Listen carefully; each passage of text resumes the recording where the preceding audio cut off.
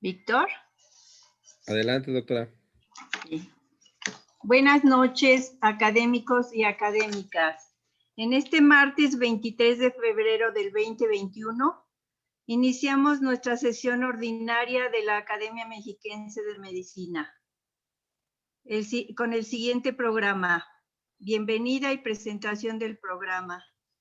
Un minuto de silencio. Mensaje e inauguración del año académico 2021 por el presidente de la Academia Mexiquense de Medicina, doctor Alfredo Vigueras Rendón.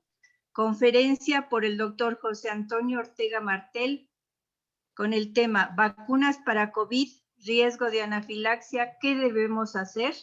Y la sesión de preguntas y respuestas. Agradecimiento y despedida. Me permito hacer una atenta agradecimiento a todos nuestros expresidentes que nos acompañan en esta noche. Al doctor Armando Muñoz Valencia, al doctor Jesús Bermeo Méndez, al doctor Gilberto Bernal Sánchez, al doctor José Amado López Arriaga, al doctor Ricardo Enrique Ruiz Ramírez, al doctor Jaime Mejía Ortega, al doctor Juan Márquez Jiménez, a la doctora María de los Ángeles Hernández Osuna, al doctor Jorge Cruz Borromeo y al doctor Víctor Manuel Torres Mesa. Así también la bienvenida a todos los presidentes de colegios, sociedades y asociaciones afiliados a esta Academia Mexiquense de Medicina. Si me permiten, nos ponemos de pie para llevar a cabo el minuto de silencio en honor del personal de salud que ha fallecido a causa del COVID-19 o sus complicaciones.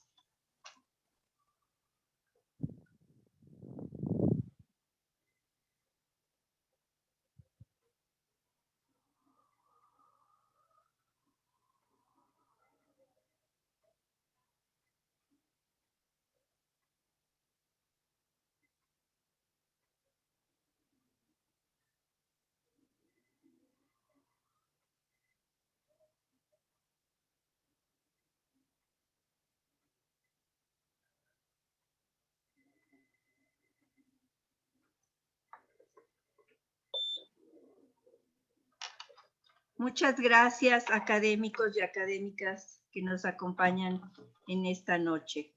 A continuación, mensaje e inauguración del año académico 2021 por el presidente de la Academia, doctor Alfredo Vigueras Rendón. Si nos hace favor, doctor. Gracias, doctora.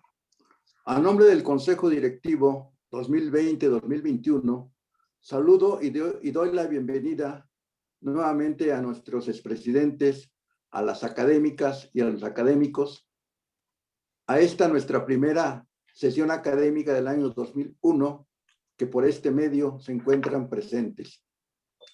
Hace un poco más de un año, tomábamos posesión como presidente y junto con el Consejo Directivo iniciamos los planes y programas a desarrollar durante nuestro primer año de gestión. Qué lejos estábamos de imaginar lo que iba a acontecer unas semanas después, cuando tuvimos que suspender nuestra primera sesión del mes de marzo, acatando las disposiciones sanitarias que días después nos llevarían a un confinamiento en el cual llevamos ya casi un año.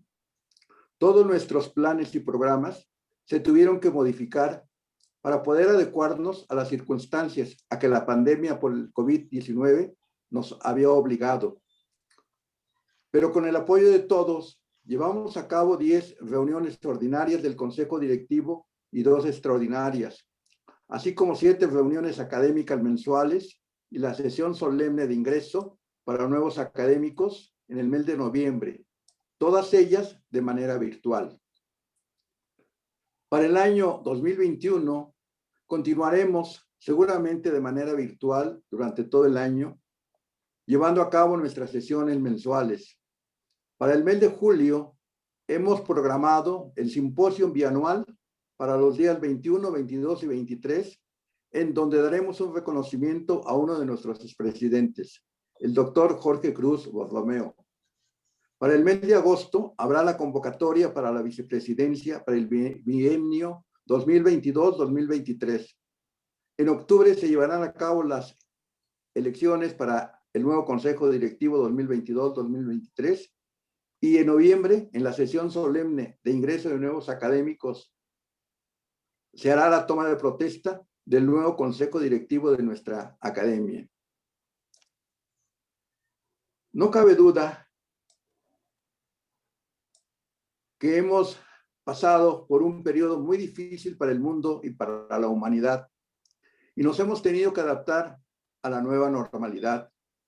Las experiencias aprendidas por esta pandemia nos han permitido reflexionar y pensar en valorar lo que hoy tenemos: nuestra vida, nuestra salud, nuestra familia y nuestras amistades. Añoramos la convivencia diaria, el saludarnos, el abrazarnos, el poder contemplar un nuevo amanecer, oír el canto de los pájaros, el aroma de las plantas y de las flores, la risa de los niños. Yo los invito a que cuando todo esto pase y podamos nuevamente estar juntos, seamos más tolerantes y más humanos, dejando atrás nuestras diferencias para poder disfrutar de una vida mejor y comprender este mundo que hemos estado compartiendo. Y ya para finalizar, hago la declaratoria inaugural del año académico número 27 de la Academia Mexiquense de Medicina, Asociación Civil. Muchas gracias a todos ustedes por su atención. A continuación, voy a presentar el currículum del doctor José Antonio Ortega Martel. Él nació en la Ciudad de México, estudió medicina en la Universidad La Salle e hizo el posgrado en el Instituto Nacional de Pediatría y Alergia Pediátrica. Está certificado en medicina, pediatría y en alergia e inmunología. Actualmente es profesor titular de la Academia de Inmunología de la Facultad de Medicina de la Universidad Autónoma del Estado de Hidalgo. Es miembro del Consejo Directivo de la Organización Mundial de Alergia, World Allergy Organization, hasta 2022. Fue coordinador académico del Colegio Mexicano de Pediatras especializados en inmunología clínica y alergia, secretario y tesorero del Consejo Nacional de Inmunología Clínica y Alergia, presidente del Colegio Mexicano de Pediatras especializados en inmunología clínica y alergia. Fue médico adscrito al Servicio de Inmunología del Instituto Nacional de Pediatría hasta 2001. Jefe del Servicio de Alergia e Inmunología del Hospital del Niño, DIF de Hidalgo. Secretario de la Sociedad Latinoamericana de Alergia, Asma e Inmunología 2000-2003. Miembro del Colegio Mexicano de Pediatras Especialistas en Inmunología Clínica y Alergia, del Consejo Mexicano de Inmunología Clínica y Alergia, del Consejo Nacional de Inmunología Clínica y Alergia, de la Sociedad Latinoamericana de Alergia, Asma e Inmunología y de la World Allergy Organization, del Grupo Latinoamericano de Inmunodeficiencias Primarias y de la Confederación Nacional de Pediatras de México. Doctor, bienvenido sea usted a la Academia Mexiquense de Medicina. Es un honor contar con su presencia. Muchas gracias. El tema que hoy veremos es vacunas para COVID y riesgo de anafilaxia. ¿Qué debemos hacer? Muchas gracias, doctora. Muchas gracias por la presentación y muchas gracias también al doctor Vigueras y al doctor Gutiérrez por invitarme a participar con ustedes en su sesión de la Academia Mexiquense de Medicina. Muchas gracias. Y este tema creo que pues para todos es muy importante ahora. Ya comentaba el doctor Vigueras sobre todo lo que nos ha afectado esta terrible pandemia y pues la esperanza que tenemos de que estas vacunas sean una de las herramientas para ayudarnos a vencer esta pandemia. Entonces, de eso vamos a tratar de platicar un poco en los siguientes minutos. Pero antes de eso, un breve resumen de qué sabemos actualmente de este virus y qué sabemos de la enfermedad que nos ocasiona de este COVID-19. Ya tenemos un año prácticamente conviviendo con este virus, sufriendo esta pandemia, así que en un periodo relativamente tan corto hemos aprendido mucho de este virus. Claro que a nosotros se nos ha hecho muy largo todo este año tratando de mejorar en nuestra forma de vida y convivencia con esta infección. Actualmente, para las cifras que se tenían hoy por la mañana, quizá el sitio donde más frecuentemente se actualizan estas cifras, de la Universidad de Johns Hopkins, se hablaba ya de 111 millones de casos en el mundo, personas que han tenido esta infección, y desafortunadamente ya casi 2,5 millones de personas que han fallecido por esta infección. Y en nuestro país ya pasamos de 2 millones de casos registrados y también de 180,000 personas que han fallecido. Entonces, bueno, nuestro país no ha sido de los más afectados en casos, pero sí de los que más hemos sufrido fallecimientos por esta enfermedad. Entonces, en las últimas semanas hemos encontrado que ha habido una disminución en el número de casos registrados y eso nos da una buena esperanza de que podamos ir disminuyendo ya los casos positivos de esta infección y lo mismo de fallecimientos, aunque son ya demasiados, más de 180,000 personas, tristemente, pero pues ya afortunadamente han ido disminuyendo este número de casos. Pero no nos debemos de confiar, este virus seguramente estará mucho más tiempo circulando en el medio ambiente y pudiendo causarnos problemas, así que tenemos que saber cómo combatirlo, cómo prepararnos para estar lo mejor posible. Sabemos que este virus es de tipo RNA y ya conocemos muy bien muchas de las proteínas y del material genético que tiene en ese RNA para producir estas proteínas. Y como la proteína S es una de las más importantes para el virus porque es la que se une a receptores en las células humanas, sobre todo el receptor AC2 o ECA2, y que además hay otro tipo de proteínas en las membranas de nuestras células, como esta proteasa, este TMPRSS2, que también le ayudan al virus a romper esa proteína S con la que puede entrar y empezar a replicarse adentro de nuestras células. Y esa es la función de todos los virus, entrar a una célula hospedera, fabricar más virus y que salgan a infectar a otras células. Sabemos cómo diagnosticar que una persona está padeciendo esta infección, sobre todo con la mejor prueba que tenemos para detectar el material genético, que es la reacción en cadena de polimerasa, sobre todo en tiempo real, para poderlo ver más fácilmente. Y con esta RT-PCR también ya hemos aprendido que con los valores que se tienen del ciclo de umbral o de umbral del ciclo, cuando este valor es menos de 30, es más probable que la infección siga todavía altamente activa. Pero cuando el umbral de ciclo es más de 30, correlaciona más fácilmente con cultivos negativos. Probablemente ya son fragmentos del virus que no están causando realmente una infección o puedan infectar a otras personas. Y esto generalmente ocurre también alrededor de después de 12 días de inicio de los síntomas. Y esto nos ha ayudado a entender también cómo se disemina la infección y cómo tomar medidas de precaución. Sabemos que no todas las personas van a tener una mala evolución. La gran mayoría de las personas cuando se contagian pueden tener una evolución inclusive asintomática con esta infección o con cuadros leves, un 81% más o menos. Pero también hay otros que desafortunadamente pueden evolucionar hacia cuadros severos, graves, o también hacia cuadros críticos y desafortunadamente llegar a fallecer. Y aunque son menos en porcentaje y menos en número, también hemos ido aprendiendo cuáles son los factores de riesgo para que vayan hacia una mala evolución. Algunos no los podemos modificar, como es la predisposición genética que tiene una persona para responder mejor o peor hacia esta infección, también la edad, los extremos de la vida, pero sobre todo las personas mientras mayor sea su edad, mientras más avanzada, se juntan con otros factores que también pueden hacer una mala evolución.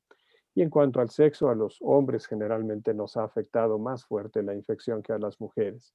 Y en los factores socioeconómicos también es un factor que influye, sobre todo para el acceso a la atención médica y el acceso a los tratamientos.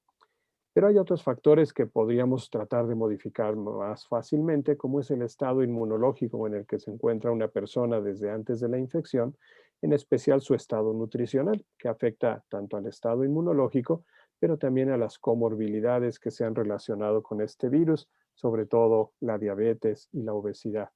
Entonces sabemos que dentro de los factores de riesgo para tener un COVID-19 grave, la hipertensión, la edad avanzada, el género o sexo masculino, también son factores que influyen. pero también cambios metabólicos como la obesidad y la diabetes mellitus influyen de diferentes maneras para esta mala evolución. Y algunos otros factores pulmonares, afortunadamente no los pacientes con asma, pero sí otras afectaciones pulmonares crónicas como el EPOC o las embolias pulmonares. Conocemos también en la fisiopatología de la enfermedad que no es solamente el virus el causante del problema, sino la forma en la que respondemos hacia el virus, con una respuesta inflamatoria exagerada que no detenemos a tiempo y que también favorece una coagulación exagerada, una coagulopatía. Y esto se da en el daño tanto en el epitelio como en el endotelio, no solamente a nivel pulmonar, sino literalmente a nivel sistémico. Entonces el virus entra a las células y normalmente nosotros en nuestras células tenemos buenos mecanismos antivirales para detener a muchos de estos virus. Pero igual que otros virus, también el SARS-CoV-2 tiene mecanismos de evasión de nuestros mecanismos antivirales, de nuestra respuesta antiviral. Y dentro de esos mecanismos de evasión, obliga a la célula a que se active más la respuesta inflamatoria. Se ensambla un conjunto de moléculas que llamamos inflamasoma en el interior de las células para activar citocinas, mensajeros proinflamatorios. Y estos mensajeros, estas citocinas, como la interleucina 1 beta y la interleucina 18, empiezan a activar a otras células en esta respuesta inflamatoria. Además, el inflamasoma favorece una muerte por inflamación de las células, que llamamos piroptosis, y al destruirse esta célula libera patrones moleculares asociados a daño, DAMPs, que nuevamente activan más intensamente la respuesta inflamatoria con mayor producción de citocinas, como la interleucina 6, la 12, y mayor activación de muchas células que participan en esta respuesta. Todo esto se acelera y nos da una hiperinflamación y también una coagulopatía importante. Y esto se podría haber detenido si hubiéramos tenido una buena respuesta, sobre todo antiviral con interferones de tipo 1 y tipo 3, o si la carga viral no hubiera sido tan elevada. Pero estas dos cosas generalmente se combinan. Sabemos que dentro de las formas en las que el virus evade en nuestra respuesta inmunológica y bloquea la producción de interferones, pueden ser varias proteínas del mismo virus que están bloqueando esa respuesta antiviral y favoreciendo la respuesta inflamatoria exagerada, que llamamos tormenta de citocinas, cuando se están produciendo todos estos mensajeros inflamatorios sin control. Y además el envejecimiento acelerado, el agotamiento del sistema inmunológico en esta respuesta intensa inflamatoria, y que también puede haber fallas en la producción de ese interferón tipo 1 que contribuyan a esta dispersión o diseminación del virus. Si nosotros tenemos una buena respuesta hacia los virus con una buena producción de interferones, citocinas que les llamaron así porque interfieren con la replicación de los virus, y si la carga viral a la cual nos exponemos no es muy alta, entonces seguramente vamos a poder detener bien la infección y tener una enfermedad leve. Y esto ocurre más fácilmente cuando tenemos una edad más joven.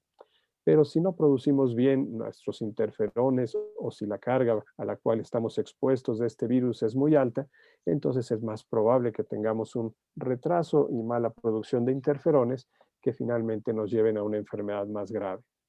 Esta falta de producción de interferones no solamente la ocasiona el virus, también puede haber fallas genéticas en nuestra forma de producir estos interferones, y ahora sabemos que hasta respuestas autoinmunes, autoanticuerpos que pueden bloquear a esos interferones o a los receptores para el interferón. Pero probablemente esto nos abra más puertas hacia los tratamientos que más adelante podamos usar también contra este virus.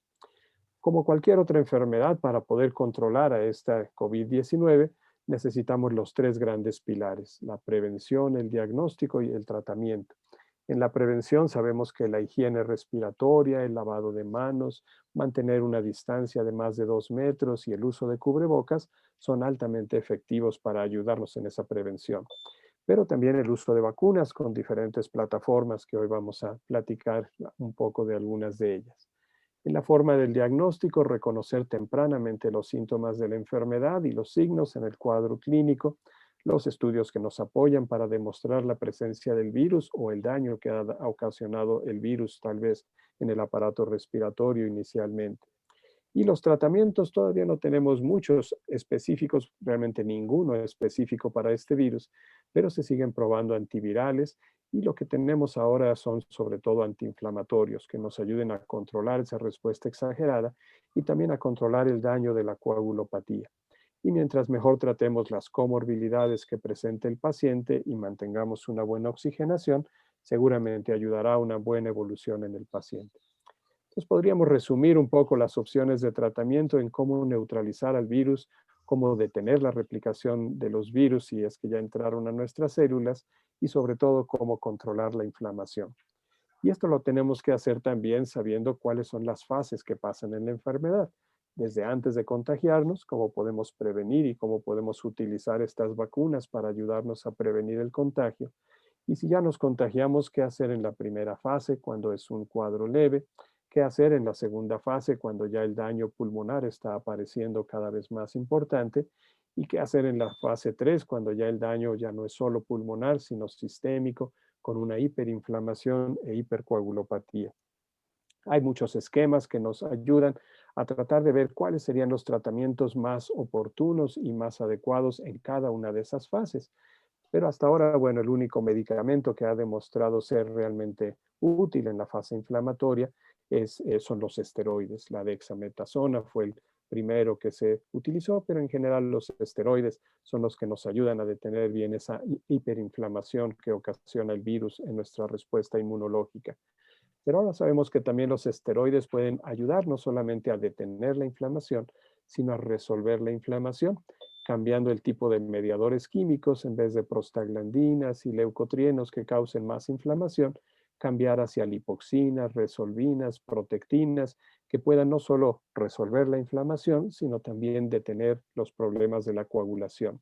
Y probablemente en fases tempranas ayudar inclusive a la replicación del virus, a que no avance. Pero también tenemos que saber en qué momento usar el esteroide y en qué dosis usarlo, porque si usamos esteroides a dosis altas en periodos tempranos donde el virus se está apenas replicando, probablemente detengamos la respuesta inmunológica y no permitamos que ayude a eliminar a ese virus.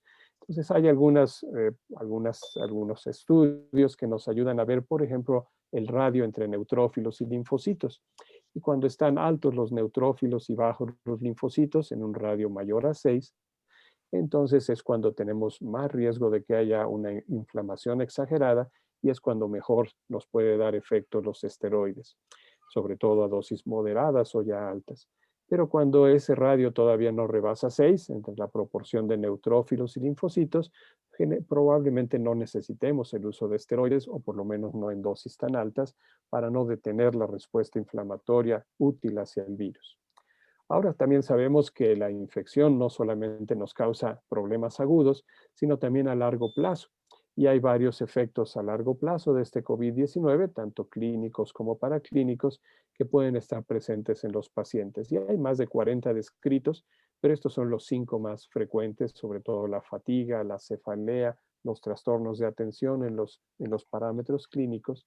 Y en los paraclínicos, las alteraciones radiológicas que pueden quedar como una cicatriz que dure mucho tiempo en esa lesión pulmonar e inclusive algunas elevaciones del dímero D que también pueden estar prolongadas en muchos pacientes. Con este panorama de qué es lo que sabemos actualmente del virus, ahora quisiera tocar estos aspectos, estos 5 aspectos. ¿Por qué necesitamos vacunas? ¿Cómo actúan estas vacunas? ¿Qué opciones tenemos actualmente para esta enfermedad? Y también qué reacciones hemos tenido con las vacunas y qué podemos hacer con estas reacciones. Entonces, en el primer objetivo de por qué necesitamos las vacunas, yo creo que todos los médicos entendemos muy bien la utilidad de estas vacunas, sobre todo por las epidemias actuales y antiguas que hemos tenido en muchas infecciones. Hay algunas que todavía no logramos controlar con una vacuna, como es la infección por el VIH, por el virus de la inmunodeficiencia humana.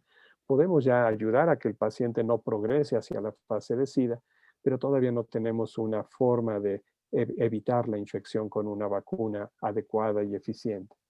Y ahora con este COVID-19, bueno, ha ido aumentando el número de mortalidades, afortunadamente, y con estas más de 2 millones, ya casi 2,5 millones de personas que han fallecido, pues cada vez ocupa un lugar más importante en la historia de las epidemias que hemos tenido los seres humanos. No ha sido la mayor registrada, la que ha causado más muertes a la humanidad, sigue siendo la peste negra o la muerte negra, la plaga bubónica o peste bubónica, que en el siglo XIV ocasionó aproximadamente 200 millones de fallecimientos. Y otras terribles como la de la viruela, que causó la muerte del 90% de la población nativa americana en el siglo XVI, o por ejemplo la influenza que llamaron española a final de la de la Primera Guerra Mundial, y también la plaga de Justiniano, que probablemente influyó sobre la caída del Imperio Romano. Todas estas plagas pues, nos han causado muchos problemas, y una de las más terribles fue la viruela. Y la viruela desde hacía mucho tiempo, desde hace muchos siglos, tanto en China como en India, se empezaron a buscar formas de variolizar, de inmunizar a las personas para hacerlas resistentes a la viruela, poniéndoles secreciones de pacientes convalecientes, sobre todo de viruelas no tan agresivas, y poner esas secreciones en su piel. Y esto se conocía muy bien en Asia, en el Medio Oriente, pero no se conocía en Europa. Fue gracias a Lady Mary Wortley Montagu, con sus cartas desde Estambul, que se empezó a popularizar y a conocer estas formas de variolización en la Europa, que ya se hacían mucho tiempo antes. Pero fue en 1796, fines del siglo XVIII, fue Edward Jenner el que cambió esta forma de variolización para una forma más segura. Y en vez de exponernos a la viruela humana, a secreciones de pacientes de viruela, ahora más bien lo hacía con la viruela vacuna, la viruela que afectaba a las vacas, y con la fortuna de que en esta reactividad cruzada entre estos virus, hacerse resistente a la viruela vacuna nos hacía resistentes también hacia la viruela humana. Y de ahí fue el nombre de la vacuna, y de ahí le llamamos a todas ahora las formas de inmunización como una vacuna. Y bueno, fue el 14 de mayo de 1796 cuando vacunó al primer niño, a James Phipps, al hijo de su jardinero, y obteniendo las secreciones de una de las ordeñadoras, Sarah Nelmes, que se había contagiado de una vaca que estaba enferma de este tipo de viruela vacuna. Louis Pasteur hizo muchas aportaciones hacia la ciencia en general y hacia la medicina, aunque él no era médico, pero sobre todo era un admirador de Jenner, y él pensaba que esta forma de vacunar hacia la viruela no era exclusiva de un solo microorganismo, y encontró que atenuando diferentes microorganismos podía también utilizarlos para inmunizar y hacer resistentes a los animalitos con los que experimentaba. Y le llamó vacunación en honor a Jenner para hacer más populares sus descubrimientos de Jenner. Y fue sobre todo cuando aplica la vacuna de la rabia a Joseph Meister, un niño de 9 años, y que afortunadamente se escapa de la rabia gracias a la vacuna de Pasteur, cuando se vuelve más famosa la vacunación, y con todo el dinero que recibe Pasteur, funda el primer Instituto Pasteur de vacunología en París, y después se hicieron otros institutos en Europa. Esto ayudó a que se fueran haciendo vacunas hacia diferentes microorganismos. Y por ejemplo, en este estudio en Inglaterra, aquí se ve muy bien cómo la vacunación ya en el siglo XX ayudó a disminuir mucho la frecuencia de muchas enfermedades, como la difteria, que ya prácticamente afortunadamente no vemos casos, o por ejemplo las meningitis por meningococos, que también han disminuido mucho ya la aparición de casos. Inclusive la polio, que tardó muchos años en obtenerse vacunas y que se estuvieron usando primero unas vacunas inactivadas o primero de virus totalmente inactivos o después virus atenuados y luego regresamos a los virus inactivos, pero finalmente todo esto ayudó a que disminuyera mucho la aparición de casos de polio. Y también en el caso de problemas con Haemophilus influenza tipo B, no solo de neumonía, sino también de meningitis, también disminuyeron, o del sarampión, que también casi está a punto de erradicarse, pero a veces hay algún brote que nuevamente, sobre todo en poblaciones no vacunadas, que nuevamente vuelven a aumentar los casos. Y en el caso de pertussis, de la tosferina, también la introducción de la vacuna disminuyó importantemente el número de casos. Pero fue apenas ahora en este siglo XXI, año 2000 y más adelante, cuando hubo un gran avance en la forma de hacer las vacunas, y le llamaron la vacunología reversa. Siempre habíamos aislado primero al microorganismo y probar con ese microorganismo la forma de administrar las vacunas. Pero ya conociendo el material genético, el genoma de estos microorganismos, se pudieron diseñar más rápidamente vacunas que bloquearan proteínas importantes de estos microorganismos. Y ya para el 2013, por ejemplo, para las pandemias de influenza, se podían producir ya las vacunas en una semana, gracias a esta vacunología reversa. Y para el año pasado, para el 2020, durante esta pandemia, todo esto ayudó a que se acelerara la forma de conseguir estas vacunas contra el SARS-CoV-2. ¿Por qué es importante tener vacunas? Porque si no hacemos medidas de contención con vacunas, uso de cubrebocas, sana distancia, pues el virus se va a diseminar fácilmente en toda la población. Pero si hacemos medidas de contención, como pueden ser el uso de cubrebocas, la distancia entre las personas y el uso de vacunas, vamos ayudando a que haya menos personas susceptibles y que puedan detener más fácilmente la dispersión de esta infección. Si hay pocos vacunados, pues es difícil que se detenga la diseminación de este virus. Pero si cada vez sabemos más personas vacunadas, seguramente se podrá hacer una inmunidad colectiva que ayude a detener la dispersión de esta infección en diferentes personas. Y varía el número de cuánto es lo que necesitamos de inmunidad colectiva para cada una de las infecciones, pero se calcula hasta ahora que para este SARS-CoV-2, para esta enfermedad que ocasiona COVID-19, por lo menos un 70% de las personas en el mundo o de esa comunidad es deseable que estén ya resistentes al virus para que se pueda detener. ¿Cómo hacen esto las vacunas? ¿Cómo pueden actuar y hacer estos efectos? Nuestro sistema inmunológico sabemos que depende de muchos factores para su funcionamiento. Uno es la genética, cuáles son los genes que heredamos de nuestros ancestros, para ver qué también responde en sus dos brazos principales nuestro sistema inmunológico, la respuesta innata y la respuesta adaptativa.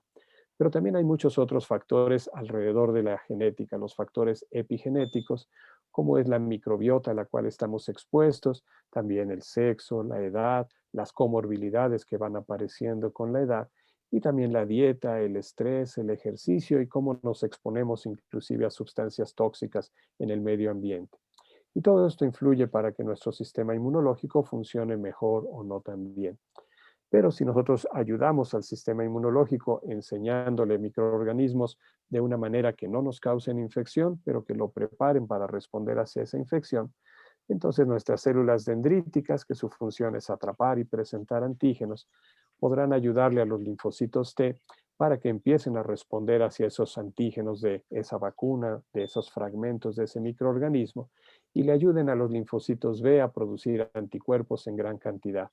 Y también otro tipo de linfocitos T, como son los T citotóxicos, puedan reconocer directamente células infectadas por este caso por el virus y destruirlas.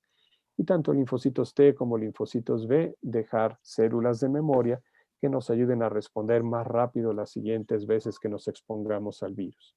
Sabemos que esto ocurre con la infección por SARS-CoV-2, no es una excepción, y que también tenemos que responder con estos brazos del sistema inmunológico, produciendo anticuerpos que neutralicen al virus, produciendo o activando células que sean capaces de reconocer y detener a ese virus en las células que está infectando. Y las células de memoria, sabemos que ahora hay varias formas de memoria en el sistema inmunológico. Una forma de memoria innata, que a veces no le han llamado tanto memoria, sino una forma de entrenar a células no específicas del sistema inmunológico, como monocitos, macrófagos, a las mismas células dendríticas o linfocitos asesinos naturales, como las NK, o también células linfoides innatas, y que por cambios epigenéticos y metabólicos pueden responder más rápidamente la siguiente vez que se encuentran a ese estímulo. Pero las que tienen una vida más prolongada, una memoria más duradera, son las ramas adaptativa, humoral y celular de la respuesta inmunológica. La producción de anticuerpos por linfocitos B, sobre todo en centros foliculares de órganos linfoides, y también la producción de linfocitos T, tanto T cooperadores como T citotóxicos, también en esos centros de control de la respuesta inmunológica, los centros foliculares, en ganglios linfáticos, en el vaso, en los órganos linfoides importantes y que después viajen hacia los tejidos periféricos para que nos ayuden en esa respuesta. Y sabemos que esto se logra con la infección, pero también se logra con la vacunación, con menos riesgos, y que nos va a ayudar a que la siguiente vez que nos encontremos a ese microorganismo podamos hacer una respuesta inmunológica más eficiente, más activa y más útil para detener a la infección. Sin embargo, también hay variaciones de una persona a otra. No todos respondemos igual por todos los factores que veíamos alrededor del sistema inmunológico y que todo esto va a influir en que una persona responda mejor o no, no solo hacia la infección, sino también hacia la misma vacuna. La memoria en esta respuesta inmunológica, en esta infección, se ha medido ya en varios estudios, como este reciente de este mes, donde buscan qué tantos anticuerpos de memoria, qué tantas células, linfocitos B, linfocitos T, también de memoria pueden quedar hacia el virus. Y las buenas noticias es que afortunadamente por lo menos de 6 a 8 meses, que es lo que duró este estudio, sí hubo una buena producción de células y de anticuerpos también de memoria. Y que los linfocitos B de memoria no solamente se mantuvieron, sino que siguieron aumentando en esa forma que tienen las células de memoria de autorregenerarse. Y esto es útil porque entonces para la infección podemos tener una buena respuesta y seguramente con las proteínas S que estamos utilizando para la vacuna, también podamos hacer una buena respuesta y evitemos la entrada del virus a nuestras células. ¿Qué opciones tenemos para poder hacer esta estimulación del sistema inmunológico con estas vacunas? Normalmente el desarrollo de las vacunas es muy largo y tarda muchos años. Se habla de 3 a 8 años en los primeros estudios antes de entrar a las fases clínicas y ya en las fases clínicas, fase 1, fase 2, fase 3, de 2 a 10 años y de ahí para lograr la aprobación de uso de esa vacuna de 1 a 2 años. Entonces son aproximadamente 20 años lo que tardaría desde que se encuentra un blanco adecuado para producir una vacuna hasta que ya se está utilizando en las personas para poder detener esa infección. Sin embargo, este periodo tan largo de 20 años ahora se ha acortado a prácticamente un año. Y esto ha sido gracias a estos avances que se tienen con la vacunología reversa, pero también gracias al gran apoyo que se ha tenido, no solamente económico, de gobiernos y de la industria farmacéutica encargada de hacer estas vacunas, sino también de la facilidad de encontrar voluntarios que puedan participar en esos ensayos clínicos. Y todo esto se ha juntado para poder hacer más rápidamente estas vacunas.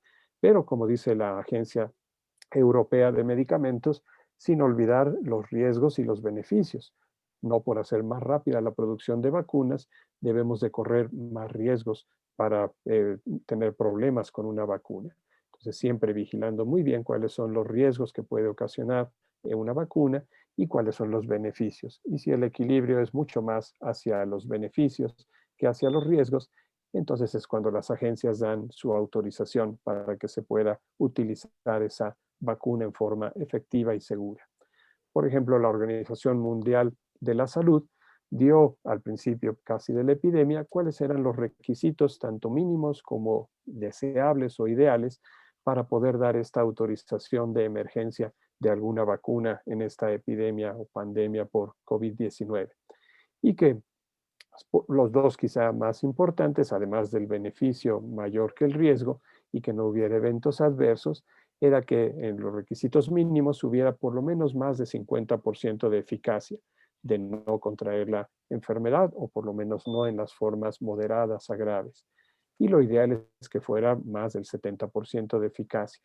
Que las dosis, lo mínimo es que no sean más de 2 dosis las que se tengan que aplicar para lograr esa eficacia y lo ideal es que sea una sola dosis.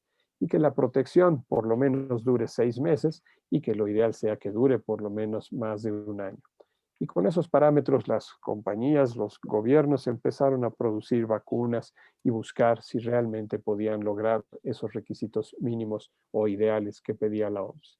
Y empezaron a aparecer muchas vacunas en diferentes plataformas para tratar de darnos respuesta hacia esta pandemia. Aquí en esta gráfica se ven algunas de estas plataformas, o sea, es un resumen de las plataformas, donde se pueden ver dos grandes brazos. Las plataformas que utilizan componentes solamente del SARS-CoV-2 y las plataformas que utilizan partes completas del SARS-CoV-2, pero inactivadas o atenuadas. Y las que más empezaron a producirse rápidamente fueron las de componentes del SARS-CoV-2 y sobre todo con el material genético de este SARS-CoV-2, el RNA mensajero, utilizándolo directamente o a través de algún vector que pudiera llevar ese material genético convertido a DNA y que ese material genético también llevara la información para producir alguna proteína del virus. Y la otra es usar directamente la proteína del virus obtenida ya por ingeniería genética en forma recombinante, y todo para estimular el sistema inmunológico y con esto poder producir anticuerpos y células que puedan reconocer a estas proteínas virales y lo detengan más fácilmente. La proteína que más se ha usado hasta ahora es la proteína S, porque es la proteína que utiliza el virus para entrar a las células, y ese ha sido el blanco hacia el cual se dirigen estas plataformas.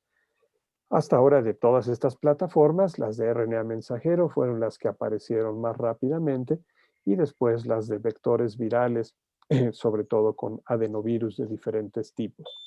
En las vacunas de RNA mensajero, la vacuna de BioNTech Pfizer o Pfizer BioNTech y la de Moderna son las que más rápidamente se empezaron a aplicar, y en las de vectores virales con adenovirus, la de Oxford AstraZeneca, CanSino y también del Instituto Gamaleya, la Sputnik también.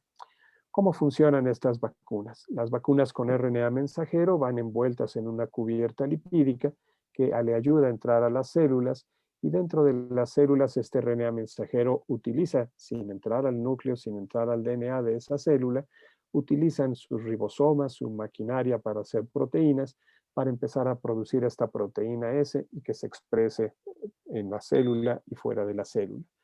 Y cuando ya no utilizamos ese RNA mensajero, a través de las vías de eliminación intracelular, como los proteasomas, finalmente se elimina esa proteína, ese RNA mensajero.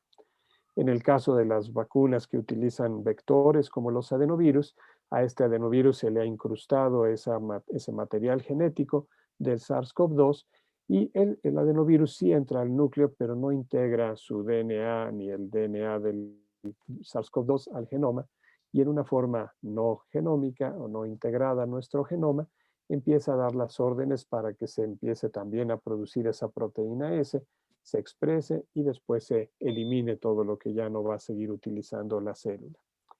En el caso de los virus inactivados, se inactivan con beta-propiolactona para que ya este virus no pueda utilizar sus genes, ya se quede inactivado, no se puede replicar, y las proteínas quedan intactas. Entonces ahora, inactivado este virus, ahora puede ser conocido por el sistema inmunológico y utilizado para producir esos anticuerpos y células que puedan reconocer a esas proteínas cuando vean al virus naturalmente o en la forma en la naturaleza. Y las vacunas que utilizan proteínas recombinantes son algo más complejas. Se tiene que primero producir esa proteína, en este caso la proteína S, en forma de ingeniería genética, y después esa proteína S inyectarla a las personas para que igual el sistema inmunológico conozca esa proteína S y empiece a hacer anticuerpos para neutralizar al virus cuando se le encuentre, y células que también sean capaces de reconocer al virus y a las células que han sido infectadas por este virus.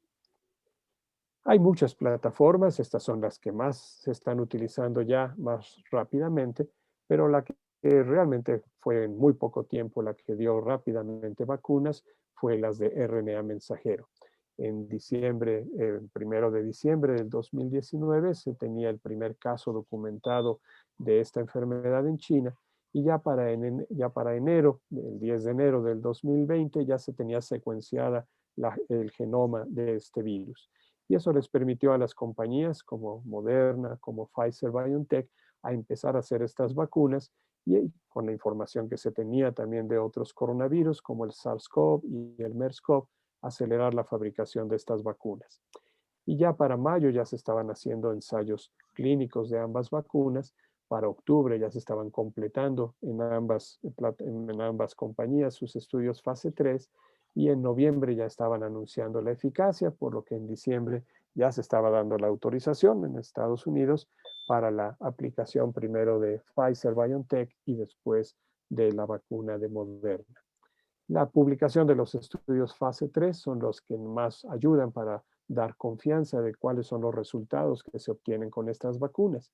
Y cuando Pfizer publicó sus estudios con esta vacuna, En la fase 3, con más de 40,000 voluntarios mayores de 16 años, se vio que con 2 dosis separadas 3 semanas una de otra, en un seguimiento de 2 meses, se lograba 95% de eficacia 7 días después de la aplicación de la segunda dosis. En estas gráficas se ve más claro cómo este 95% de eficacia en la vacunación era comparado con el placebo, 162 personas que sí se infectaron contra 8 personas en el grupo que recibió la vacuna, dentro de esos 20,000 de cada grupo. Y los eventos adversos fueron realmente solamente locales o sistémicos leves como fatiga o cefalea. Y esto, bueno, hacía un perfil bastante seguro de la vacuna y con eventos adversos similares a los de cualquier otra vacuna. Un poco más tarde, pero también rápidamente, publicó Moderna sus estudios de fase 3 en 30,000 voluntarios mayores de 18 años y con 2 dosis separadas una semana más, en 4 semanas una de otra. Y también en ese seguimiento a 2 meses se demostró 94% de eficacia 14 días después de la primera dosis que se había aplicado.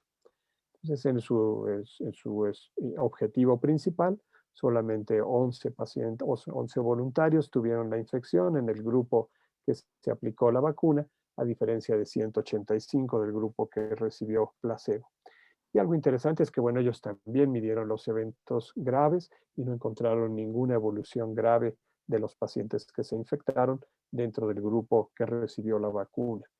Entonces ellos demuestran una eficacia de un 94% para prevenir esta infección reconocible por COVID-19 y con efectos también transitorios locales.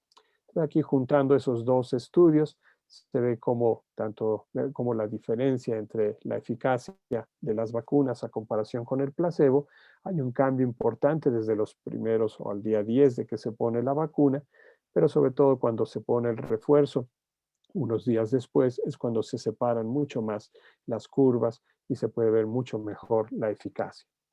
En cuanto a la vacuna de Oxford AstraZeneca del Instituto Jenner en en Inglaterra, ellos utilizaron un vector y ese vector fue un adenovirus, pero no un adenovirus humano, sino un adenovirus de chimpancé.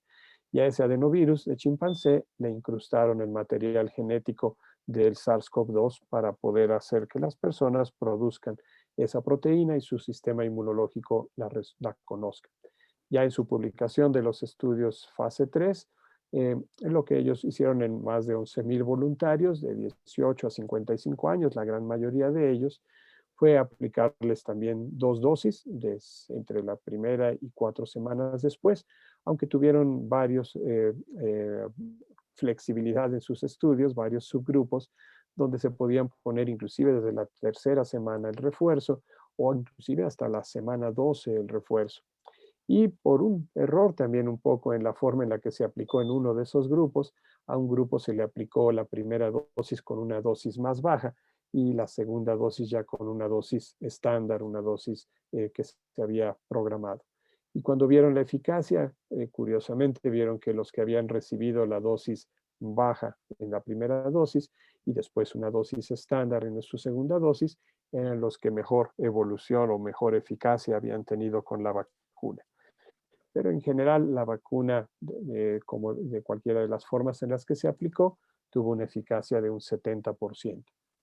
Con la vacuna Sputnik del Instituto Gamaleya, se utilizan también adenovirus, pero adenovirus humano, la primera dosis con el adenovirus 26 y llevando incrustado ya el material genético del SARS-CoV-2, y la segunda dosis 21 días después con el adenovirus 5, también ya bloqueado y con la información genética del SARS-CoV-2. Y ya en la publicación reciente en este mes, a principios de este mes, de su tercera fase, en más de 19,000, casi 20,000 voluntarios de mayores de 18 años y grupos importantes también de mayores de 60 años, en esas 2 dosis con 3 semanas de separación y un seguimiento más largo de 6 meses, demuestran un 91.6% de eficacia. Entonces, en estas 4 vacunas de 2 plataformas diferentes, RNA mensajero y vectores virales, pues, su efectividad para no enfermarse grave o inclusive leve fue bastante alta. Lo que todavía no sabemos muy bien es qué tan efectivas son las vacunas para lograr que definitivamente una persona no se infecte, que sea, por ejemplo, asintomático, pero infectado, contagiado, y que no pueda contagiar a otras personas así. Eso todavía no lo sabemos, se siguen haciendo esos estudios para tratar de ver qué tan efectivas son para bloquear por completo la infección. Y lo que sí sabemos es que la protección para los casos graves es bastante alta, igual para los casos que probablemente sean moderados a graves y que no requieran hospitalización, pero que sí sean importantes. Y bueno, las eficacias que se hablan de estas vacunas, sobre todo para los cuadros leves o que se demuestran por esta detección del virus. Y esto ha hecho pues una competencia no solo en la producción de vacunas, sino también en conseguir las vacunas. Y esta forma de distribuir las vacunas pues ha variado mucho dependiendo del acceso que cada país logra tener a las vacunas por su capacidad económica, que paguen esas vacunas, pero también por la facilidad que tengan de ellos mismos producir esas vacunas. Y hay algunas organizaciones, como esta de la Organización Mundial de la Salud, la iniciativa COVAX o COVAX, que trata de hacer más equitativa la distribución de las vacunas, pero bueno, actualmente está esa lucha para tratar de que todos los países, sin importar su facilidad de conseguirla económicamente, puedan poder tener acceso hacia las vacunas. Esta página donde se hace un recuento de cómo va la aparición de vacunas, actualmente habla de 11 vacunas aprobadas, por lo menos algún país en el mundo, para poderse aplicar ya en forma emergente. Pero hay muchas más que se siguen analizando, se siguen estudiando y también viendo cuáles son las ventajas y desventajas que tienen las vacunas líderes para ir modificándolas y hacerlas cada vez mejores. En esta gráfica se ven un poco de cómo son las diferentes plataformas y cómo se están ya utilizando en diferentes países. Por ejemplo, Pfizer-BioNTech, que ya la tenemos en nuestro país, pero ya cada vez en más países en el mundo se está utilizando. Y las de Moderna, que todavía no tenemos en nuestro país, pero que Estados Unidos, Canadá y Europa y algunos otros países también ya la tienen. La vacuna de Oxford AstraZeneca, que también está ya en nuestro país y algunos otros países en América, sobre todo en Latinoamérica, pero también en Europa, África y Asia. Y la vacuna Sputnik, la vacuna del Instituto Gamaleya, que también, además de Rusia, la tienen ya también en nuestro país y en algunos otros países también en el mundo. Las vacunas de China, como la vacuna de CanSino, que también utiliza un adenovirus 5 humano, se tiene en China y ya también se tiene disponible en México.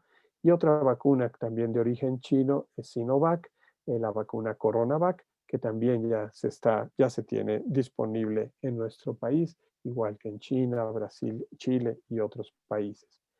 Y este progreso en la vacunación ha ido cada vez acelerándose más. Por ejemplo, a principios de este año, en enero, la cantidad de vacunas que ya se habían distribuido en el mundo era alrededor de 13 millones de vacunas. Y a mediados de enero ya la cantidad había subido a 38 millones de vacunas distribuidas en todo el mundo. Y, por ejemplo, para el 15 de febrero ya se tenía un reporte de 177, 178 millones de vacunas y el último reporte que se dio hoy es ya de más de 200 millones de dosis que se han aplicado en todo el mundo.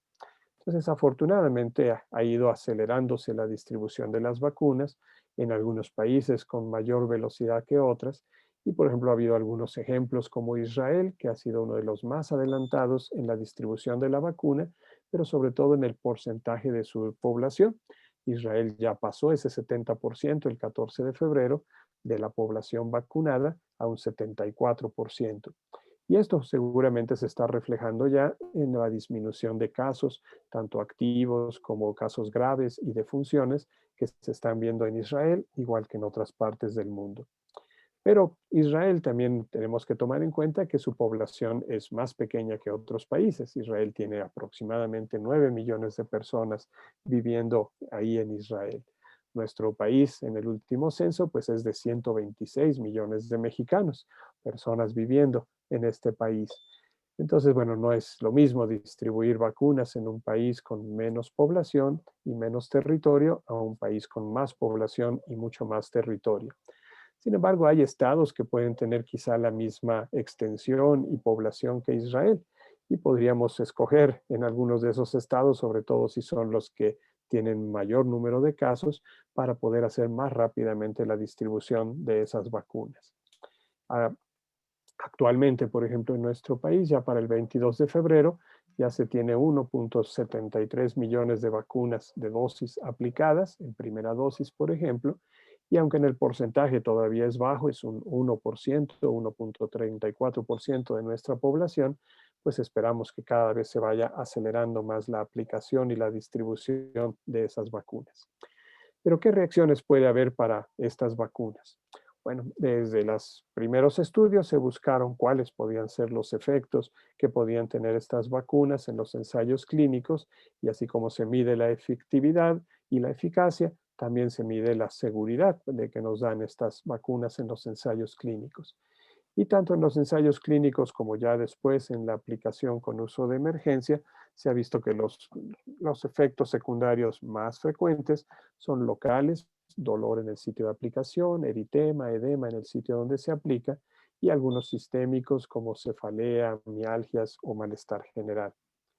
Sin embargo, también han aparecido reacciones alérgicas y empezaron a reportarse tanto con Pfizer como con Moderna.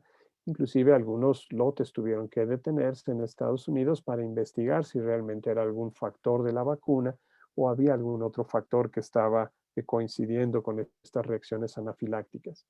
Ya para el 6 de enero, por ejemplo, en este reporte semanal que hace el CDC y la FDA en Estados Unidos, se hablaba que en las semanas del 11 al 23 de diciembre se habían aplicado 1.900.000 prácticamente dosis y se habían reportado ya 4.000 eventos adversos en general, no todos graves. Solamente 175 de ellos se habían reportado como probables alergias graves y cuando se analizaban con más detalle se encontraba que solo 21 habían sido realmente anafilaxia. Sin embargo, esto era una proporción de 11 eventos de anafilaxia por cada millón de dosis aplicadas y llamaba la atención que fueran más altos de lo esperado.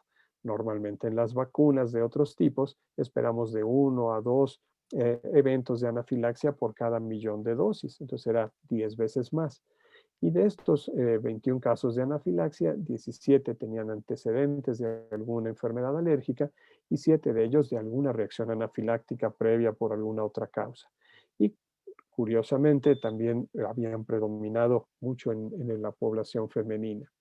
El rango, afortunadamente, de presentar estas reacciones anafilácticas era corto, la mediana de 13 minutos, casi el 90% de ellas en los primeros 30 minutos, y afortunadamente sin reportarse ningún fallecimiento. Y las conclusiones que hacía este reporte es que, bueno, todavía era pronto para hablar de si era un efecto real y cuáles eran las situaciones de la vacuna, porque todavía el reporte de casos no era tan obligatorio, podía haber un subregistro inclusive, o al revés, un sobreregistro por la ansiedad que se empezaban a tener por estas reacciones y que se reportaban más rápidamente las reacciones graves que otras reacciones o inclusive no tener reacciones. Y había una desproporción entre Pfizer y Moderna porque se había empezado más la aplicación de Pfizer inicialmente y después la de Moderna. Pero más adelante, ya en este otro reporte, nos hablan de que para enero ya ha disminuido esa proporción de 11 por millón, 11 casos de anafilaxia por millón de dosis, hasta 2.5 por millón, ya mucho más cercano a lo que espera uno con las vacunas. Y en este reporte del 12 de febrero, con mucho más detalle de 18, casi 18 millones de dosis aplicadas, solamente se demostraban 66 casos de anafilaxia, que afortunadamente en casi todos, aunque deberían ser todos, pero casi todos, el 92%, se habían utilizado epinefrina y sin encontrarse ningún fallecimiento en estos casos de anafilaxia por la aplicación de vacuna. El género femenino, el sexo femenino seguía predominando tanto en las reacciones en Pfizer como en las reacciones de Moderna. Y bueno, el tiempo de aparición que ya comentábamos, afortunadamente pronto, el 80% en los primeros 15 minutos y el 90% en los primeros 30 minutos. Había antecedentes de reportes de reacciones alérgicas en el 80% de los pacientes que presentaron alguna reacción anafiláctica y 30% de reacciones anafilácticas previas a otras cosas. Y el reporte fue mucho más las reacciones en la primera dosis, pero algunos inclusive también en la segunda dosis sin haber presentado reacción en la primera dosis. Entonces tenemos que estar atentos no solo en la primera vez que se aplica la vacuna, sino también en la segunda vez que se aplica la vacuna. Y cuando se busca la certeza de que realmente hayan sido reacciones anafilácticas, hay una escala que le llaman la colaboración Brighton, y eso ayuda para saber qué tan probable es que sí haya sido una reacción anafiláctica, y bueno, más del 95% de los casos estaban en una certeza alta, nivel 1 o nivel 2, 50% en el nivel más alto, de nivel 1. Y para Pfizer ya se hablaba de un 4.7 de reacciones por millón, y para Moderna de 2.5 por millón. Y el reporte quizá más reciente que se tiene ahora del 19 de febrero de esta forma de ver las reacciones de la vacuna o de las vacunas en Estados Unidos, en este reporte del primer mes ya se habla de casi 14 millones de dosis en ese reporte, se encontraron 6.594 eventos, ha bajado mucho a un 0.05%, la gran mayoría, más del 90%, eventos no graves, solo 62 casos de anafilaxia, y que ya es un 4.5 por 10 millones sobre la vacuna de Pfizer. De los eventos no graves, cefalea, fatiga y mareos fueron los más frecuentemente reportados. Y sí hubo casos reportados de fallecimiento, sobre todo las casi las 2/3 partes de los casos, sobre todo en asilos, en personas de edad avanzada que viven en asilos, y sobre todo relacionados con infarto, cáncer y neumonía. No en relación con la vacuna, pero como fallecen varios días después de haberse aplicado la vacuna, pues se tienen que reportar como un evento que apareció después de la aplicación de la vacuna. Sin embargo, hasta ahora no se ha encontrado ningún fallecimiento que realmente sea ocasionado por la vacuna, sino por esta población más frágil que ya está pues con más enfermedades. Y en las tablas que nos dan, nos dicen, bueno, estos grandes números de reacciones adversas, pero la gran mayoría leves, y siguen predominando en las mujeres sobre los hombres, pero afortunadamente todas tienden a ser con eventos no tan graves. Y conforme se van pasando los días después de la aplicación de la vacuna, tanto el dolor en el sitio de aplicación, la fatiga, la cefalea, mialgias, escalofríos, inclusive van disminuyendo tanto en la primera dosis como en la segunda dosis.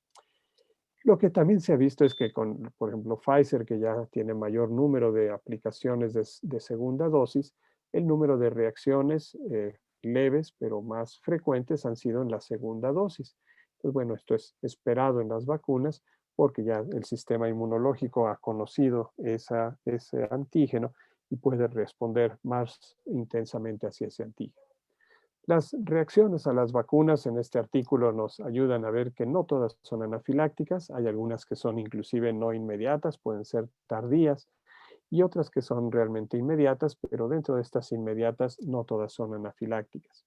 Muchas pueden ser relacionadas con un síncope vasovagal en personas que están con mucha ansiedad y que pueden tener diaforesis, náuseas, y en vez de estar taquicárdicos, estar bradicárdicos y llegar a desmayarse.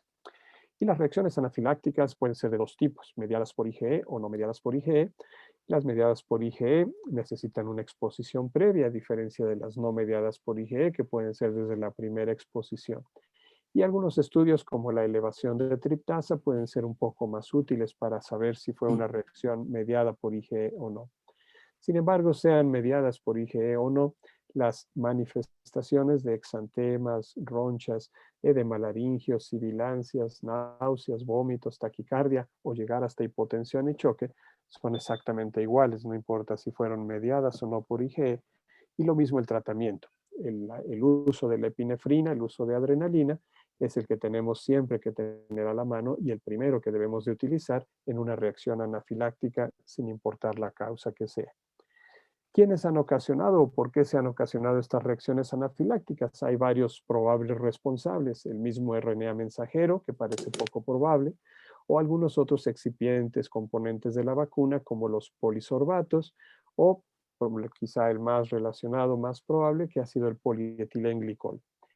Y este polietilenglicol o estos polietilenglicoles son los más probablemente responsables porque se utilizan en muchos compuestos, no solo en industria farmacéutica, sino en muchas otras industrias. Los polietilenglicoles son compuestos hidrofílicos que se polimerizan muy fácilmente y pueden ir aumentando muy rápidamente su peso molecular y se utilizan para disminuir inclusive la toxicidad de algunos fármacos y mejorar su absorción y su efecto. Y los polisorbatos son derivados de los polietilenglicoles porque en sus moléculas también tienen estas formas hidrofílicas del polietilenglicol, pero tienen un menor número de polietilenglicoles, un menor peso molecular. Y hay de diferentes tipos de polisorbatos, les vamos poniendo el número, no como el peso molecular de los polietilenglicoles, sino por el tipo de lípidos que están asociados a ellos. Y estos polietilenglicoles, decíamos, se utilizan como ingredientes activos, por ejemplo, en laxantes o excipientes en muchas tabletas o medicamentos en general, o en material de curación, o inclusive también en otro tipo de industrias como la cosmética, alimentaria, para la industria textil, de la piel, del plástico, de la cerámica, de muchos tipos. Entonces es muy probable que ahí es donde se hayan sensibilizado antes muchas personas. Y hay productos en nuestro país que utilizan tanto polietilenglicol como polisorbatos, inclusive medicamentos como mismos esteroides o anticuerpos monoclonales, o también algunos agentes quimioterapéuticos o algunas otras vacunas que también tienen estos polietilenglicoles o polisorbatos. La vacuna que utilizamos en nuestro país de Pfizer tiene polietilenglicol 2000, igual que lo tiene la vacuna de Moderna. Ambas tienen este PEG 2000. Y es muy probable que este PEG de alto peso molecular, de este polietilenglicol de alto peso molecular, sea el responsable. Pero todavía se sigue discutiendo si realmente es el responsable y cuál pudiera ser el mecanismo. Es poco probable que sea a través de una sensibilización clásica con IgE y más probable que esté relacionado con activación del complemento, en lo que se llama síndrome de Carpa, o algunas otras independientes del complemento, como activaciones directas de las células cebadas, o tal vez algún otro mecanismo que más adelante pueda aparecer. En las reacciones de hipersensibilidad a muchas cosas como estas vacunas o a veces medicamentos, las reacciones de hipersensibilidad inmediata tipo 1 pueden depender de receptores para la IgE, pero también de receptores para complemento en forma aislada o combinada. Y también puede haber activaciones directas de las células cebadas por algunos otros mecanismos. Realmente las células cebadas que liberan histamina y otros mediadores químicos para hacer estas reacciones anafilácticas se pueden activar no solamente por la IgE, sino por muchos otros receptores que tienen para otras moléculas, incluyendo las del complemento, o directamente a través de otros receptores, como los receptores tipo TOL o los receptores para acoplados a proteína G, como estos MRGPRX2, para activarse directamente con algunos componentes de la vacuna. ¿Qué hacemos con las reacciones? Si podemos tener más reacciones, ¿qué es lo que tenemos que hacer? Lo que nos dice la Organización Mundial de la Salud es prevenir esas reacciones. Y para prevenirlo, bueno, cuando una persona ha tenido una reacción anafiláctica a algún componente de la vacuna, pues lo ideal es evitar esa vacuna en la segunda dosis y buscar alguna otra alternativa de otra de las plataformas que no lleven ese componente.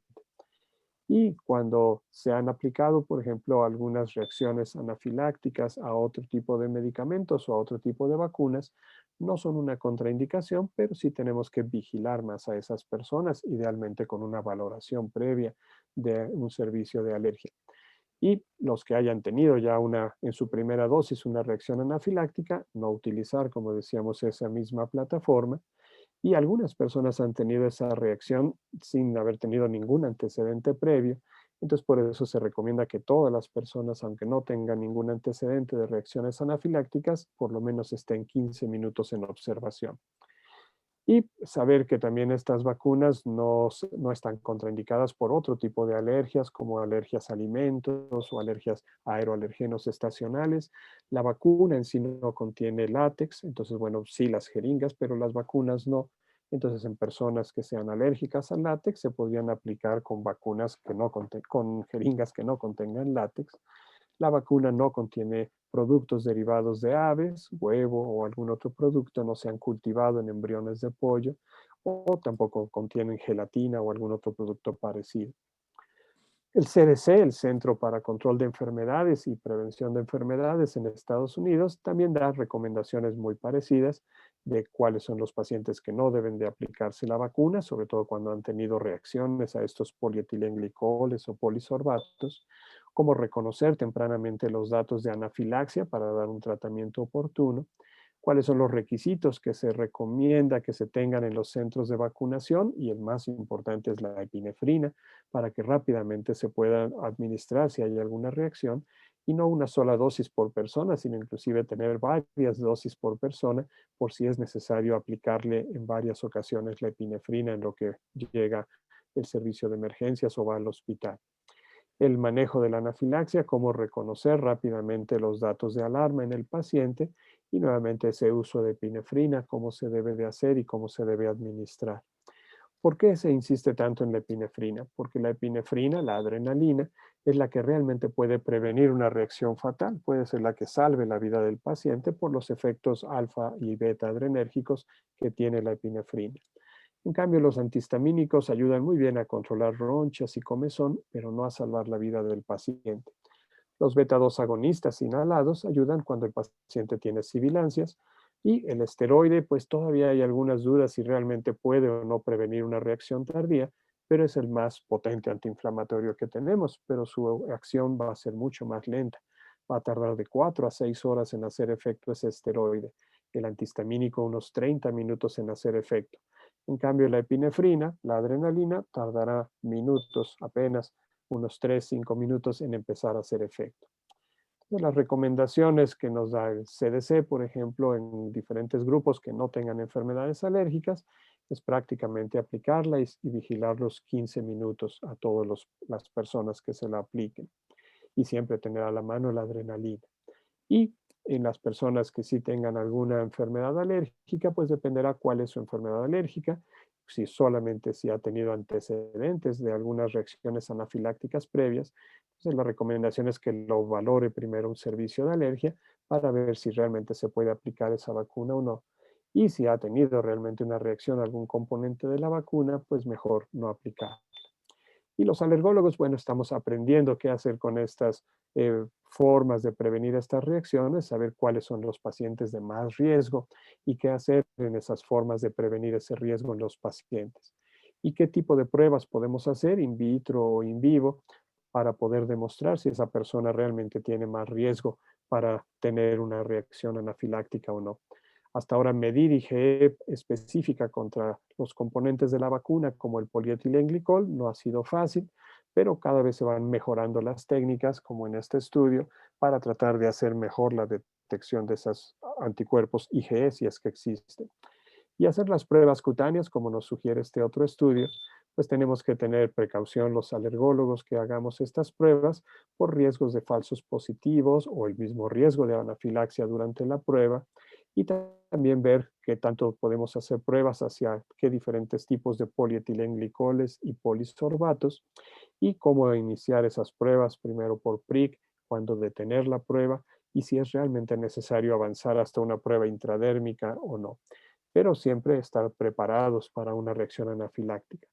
La Organización Mundial de Alergia nos da esa precaución o nos pone esa alerta de que las pruebas cutáneas para polietilenglicol tienen riesgo de anafilaxia.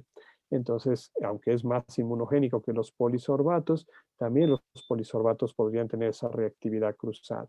Y cuando decidamos cambiar una plataforma de vacunas, bueno, los adenovirus, las vacunas de adenovirus, hasta ahora solamente tienen polisorbatos, podrían tener una mejor alternativa para ser cambiado ese paciente hacia polisorbatos que no contengan ya tantos polietilenglicones de alto peso molecular.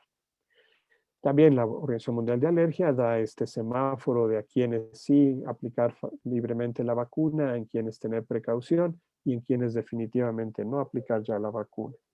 Y en nuestro país también los colegios de alergia al Colegio de Alergia Pediátrica y Colegio de Alergia General, Compedia, Sémica y el Consejo Nacional de Inmunología Clínica y Alergia. También ya recientemente lanzamos un comunicado conjunto con estas precauciones de a quienes se les debe o no aplicar la vacuna y qué hacer para prevenir y para tratar las reacciones que pudieran presentarse.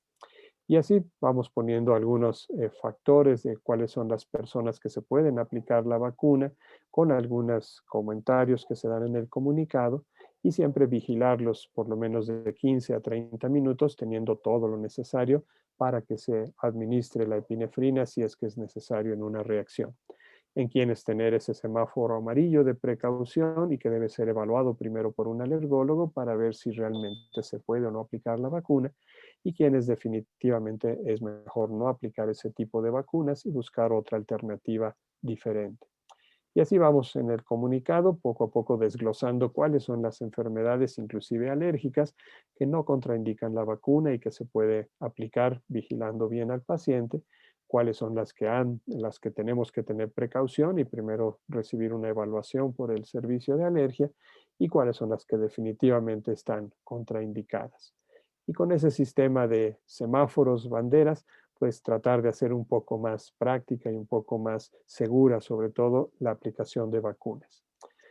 En nuestro país, desde diciembre empezó la vacunación y estamos esperando en cada una de las etapas el momento en que a cada grupo nos toque la vacunación. A mí todavía no me ha tocado, pero yo espero pronto ya nos toque a cada uno de los grupos la vacuna. Pero seguramente todos están preparados para diagnosticar tempranamente reacciones y sobre todo dar tratamientos oportunos. Y el más importante es la epinefrina, la adrenalina, la epinefrina, la adrenalina. Son sinónimos, epinefrina y adrenalina, pero así nos puede quedar más en la mente en todos los médicos y todo el personal de salud que esté ahí en el centro de vacunación o en el sitio de vacunación, que se tenga a la mano siempre adrenalina. Cada vez se está extendiendo más la vacunación en nuestro país, afortunadamente, y con cada vez más tipos de vacunas, inclusive de plataformas diferentes. Entonces, seguramente todos esperamos que esto cada vez tome mayor velocidad y que realmente logremos una buena proporción de personas que logren ser resistentes a la vacuna. Pero también en el comunicado conjunto volvemos a recordar cuáles son los requisitos indispensables y los recomendables para tener en cada módulo, enfatizando nuevamente la adrenalina, y de acuerdo a las recomendaciones de la Organización Mundial de la Salud, cómo administrar la epinefrina, la adrenalina, dependiendo del peso y sobre todo de la edad del paciente, y cómo reconocer la anafilaxia en forma rápida, con dos opciones: cuando hay afectación súbita de piel y mucosas, más afectación de alguno de estos tres, respiratoria, circulatoria o digestiva; o la segunda opción de diagnosticar anafilaxia, cuando después de exponernos súbitamente a ese estímulo, presentamos o hipotensión o broncoespasmo o alguna alteración laríngea. Y con esto tratar de hacer más rápidamente la sospecha de la anafilaxia para muy rápidamente poner al paciente en buenas condiciones, en la posición adecuada, el uso de epinefrina, de adrenalina intramuscular. Y si lo hacemos tempranamente, si lo hacemos bien, rápidamente, seguramente ya no necesitaremos los demás pasos ni llegar a la reanimación cardiopulmonar, mucho menos. Entonces, en conclusión, creo que las vacunas son una herramienta útil en la prevención, no es la única herramienta, por eso es que tenemos que seguir con otras herramientas. Ayudan muy bien a la activación del sistema inmunológico, hay muchas plataformas y muchas opciones en cada una de las plataformas, tenemos que conocerlas cada vez mejor. Y sí hay reacciones, pero cuando ponemos en equilibrio las reacciones versus la mortalidad que nos ha ocasionado esta enfermedad, es mucho más alta la mortalidad que las reacciones. Y se pueden tratar mucho mejor las reacciones que los eventos graves que se puedan tener si una persona de riesgo, sobre todo, se enferma con este COVID-19. Con el número de reacciones que actualmente tenemos con las vacunas y el número de personas que tenemos que vacunar en todo el mundo, probablemente tendríamos alrededor de 100,000 reacciones anafilácticas. Sin embargo, es mucho mejor que el más de 2 millones de personas que han fallecido por esta enfermedad, y que si tratamos bien esas reacciones, si se llegaron a presentar anafilácticas, se pueden detener muy bien. Necesitamos una vacuna efectiva, segura, gratuita y que todo el mundo tenga acceso a ella. Y cada vez estamos más cerca de esos 4 objetivos. Pero también tomar en cuenta que esto no hay que bajar la guardia, porque si se retrasa la vacunación, si hay muchas mutaciones en el virus, si disminuimos las medidas de prevención, no nos da tiempo a detener las infecciones y puede haber reinfecciones. Y ahora todos estamos preocupados con las variantes de los virus y cómo estas mutaciones pueden generar variantes que nos puedan causar problemas, no solamente de infecciones, sino también con disminuir la eficacia de las vacunas. Y tenemos ahora que saber todos cuáles son las diferencias entre una mutación, una variante y una cepa. Y como las mutaciones son cambios en las letras de esa información genética que tiene en este caso el virus, y por lo menos hay 3 mutaciones que nos han preocupado porque aumentan la afinidad del virus a sus receptores y también disminuyen el reconocimiento del sistema inmunológico hacia el virus. Y dentro de esas mutaciones, que ha habido ya más de 4.000, algunos hablan hasta 40.000 mutaciones, pero no todas generan realmente una variante. Una variante es cuando ya son muchas mutaciones que le dan un cambio muy importante en la forma de transmitirse en este caso, de este virus. Y hay algunas variantes que sí han aparecido, la que llamaron de Inglaterra o del Reino Unido fue la primera, después otra que apareció en Sudáfrica. Y le llamamos cepa cuando ya cambia completamente de identidad del virus, como ocurrió con el SARS-CoV cuando cambió a SARS-CoV-2. Entonces, hasta ahora este SARS-CoV-2 no ha cambiado tanto como para hablar de una nueva cepa, pero sí de hablar de algunas variantes. Entonces, las mutaciones que nos preocupan porque han aumentado la transmisibilidad de la infección o permiten el escape más fácilmente del virus al sistema inmunológico o han aumentado la infectividad, son las que se están presentando en estas variantes. Entonces, en la variante británica también ya conocemos estas mutaciones que han hecho más agresiva esta variante. La sudafricana, otra que también se ha vuelto más agresiva, aunque menos diseminada. Y también la variante que a veces han llamado brasileña, por unos turistas que regresaron a Japón, turistas japoneses que estuvieron en Brasil, en el Amazonas, y cuando regresaron a Japón se encontró esa variante que se habían contagiado en Brasil y después se buscó en Brasil y se vio que ahí es donde estaba más prevalente. ¿Qué efecto van a tener estas variantes sobre nuestras vacunas? Tenemos que seguirlas estudiando. Y en cada una de estas variantes ver qué tan efectivas son las vacunas, qué tanto pueden realmente modificarse. Y si es necesario, rediseñar las vacunas para que, o tal vez hacer un nuevo esquema. Obviamente los laboratorios lo que menos quisieran es rediseñar la vacuna por todo el esfuerzo que se lleva a volver a hacer esa vacuna, pero también hay otras opciones como hacer nuevos esquemas de administración de la vacuna o inclusive modificar la forma en la que se aplican. El retraso en la segunda dosis no es solamente, mucho influye por la necesidad y por la carencia de las vacunas, pero también un poco influye sobre la necesidad de aplicarle por lo menos una dosis al mayor número de personas posibles.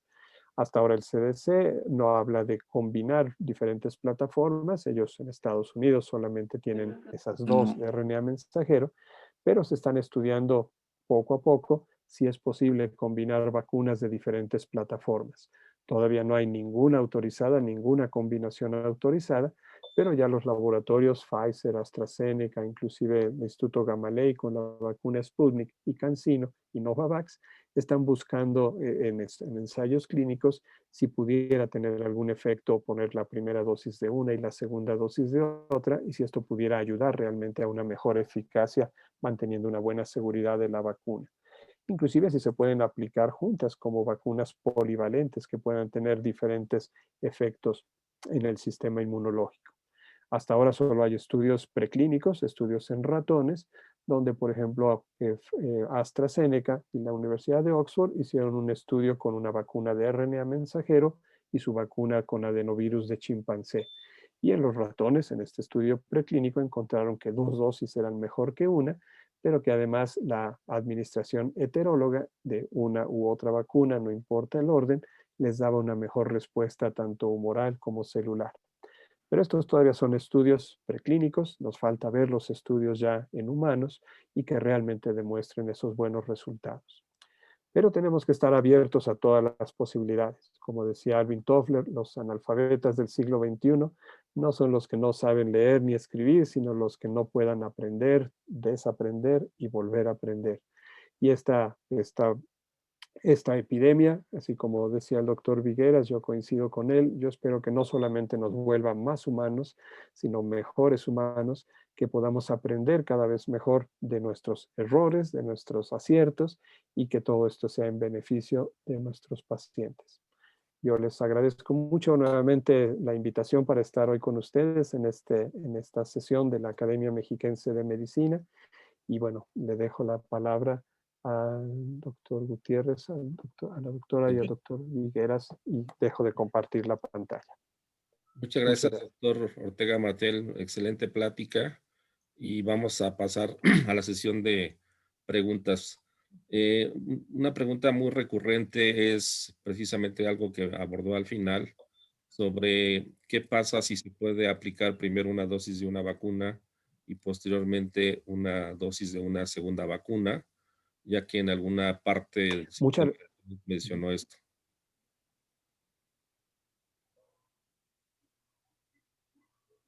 Muchas gracias, doctor. Sí, esa es una pregunta que pues ha estado cada vez más vigente en todos los países, no solamente en el nuestro. Mucho surgió, yo creo, por esta escasez de la vacuna y que no llegan con la velocidad que queríamos las segundas dosis de cada una de las plataformas de las vacunas. Pero probablemente tenga hasta algún efecto útil que se puedan retrasar o inclusive combinar. Hasta ahora, oficialmente, digamos, la recomendación tanto de los gobiernos en general de todos los países como de los laboratorios que fabrican la vacuna, cualquiera de las vacunas, es que no se modifiquen los esquemas, que los esquemas que se utilizaron en los ensayos clínicos, sobre todo de fase 3, pues que sean los esquemas que se sigan. Esa es la recomendación oficial.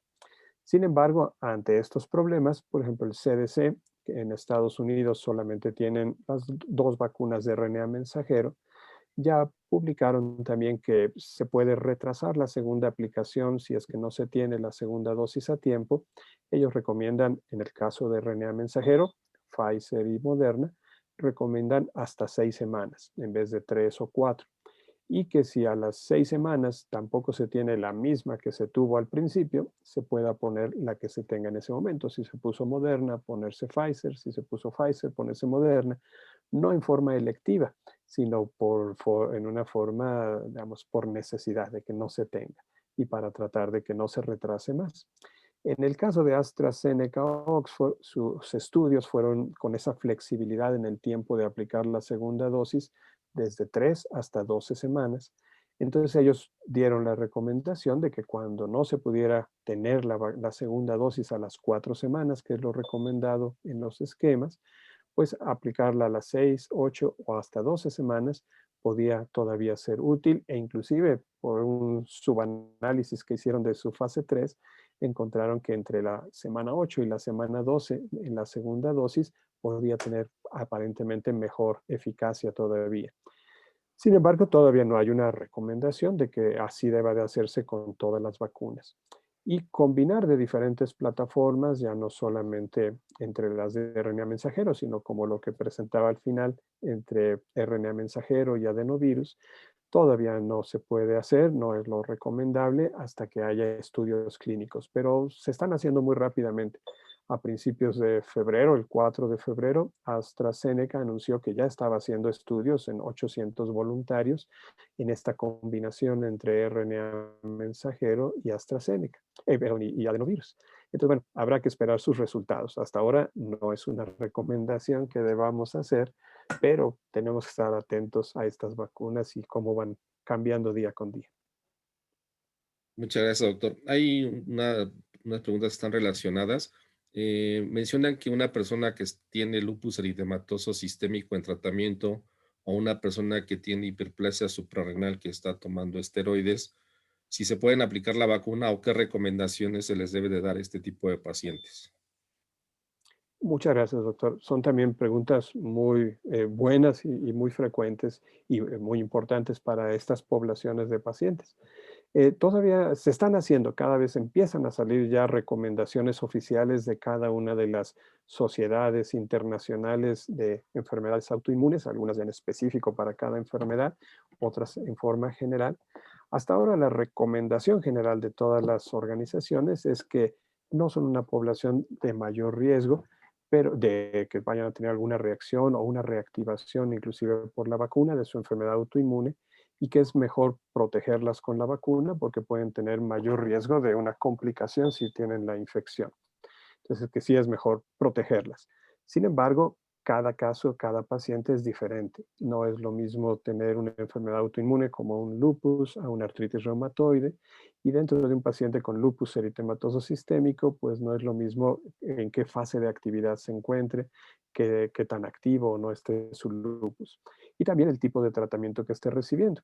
Si está recibiendo inmunosupresores en dosis altas o solamente se está controlando con algunos otros medicamentos no tan intensos en su efecto en el sistema inmunológico. Alguna vez al doctor Fauci en Estados Unidos le preguntaban en una entrevista si un paciente que tiene inmunosupresión, sea por medicamentos en enfermedades autoinmunes o quimioterapia o inclusive sea por una inmunodeficiencia primaria, si es útil aplicar la vacuna, porque tal vez su sistema inmunológico esté tan suprimido que no va a responder bien a la vacuna. Y él daba una respuesta que se me hizo muy buena y él decía, tener poca protección es mejor que nada de protección. Entonces, bueno, si no hay una contraindicación de su médico que lo esté controlando en ese momento, yo creo que es mejor aplicarse la vacuna, aunque tal vez su respuesta no sea tan intensa en la protección como una persona que no esté suprimido su sistema inmunológico, y esto va también con la otra parte de la pregunta de los esteroides a dosis altas. Muchas gracias, doctor. También una pregunta en personas ligadas es, ¿cuál es la duración de la inmunidad por la vacuna y si en algún momento va a ser necesario aplicar la vacunación cada año, como sucede con la influenza? Muchas gracias. También es excelente pregunta. La verdad es que no lo sabemos todavía, no se sabe en todo el mundo todavía. La experiencia que se tiene con la infección, como les presentaba en alguna de las diapositivas, es que por lo menos 6 a 8 meses después de la infección, todavía encontramos muy bien células de memoria que puedan estar respondiendo a un siguiente estímulo.